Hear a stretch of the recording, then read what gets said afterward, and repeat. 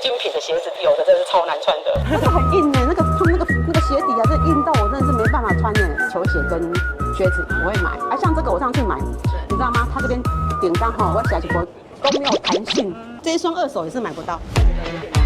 这样就好看，有没有？它裤子是哪里的风格哎？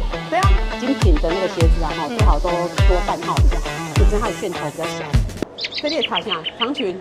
我感觉我穿这种 L， 我感觉都奇怪呢。我以前真的是不懂事乱买，我现在就是要跟网友们讲，不要这样子乱买。而且他现在还会穿，原因是因为他卖不掉。对，我买7万多的靴子，结果后来多少卖掉，你知道吗？15000。就是这一家。然后我现在就很随性，我那天就跟他讲，没有就算了。所以男人也是这样吗？男人差不多啊。对啊，男人靴子可以丢就丢啦，没什么好留恋的。它即便再好用，我也用不到。好啊，他今天这样总共花了多少钱？这个跟这双鞋是18万1。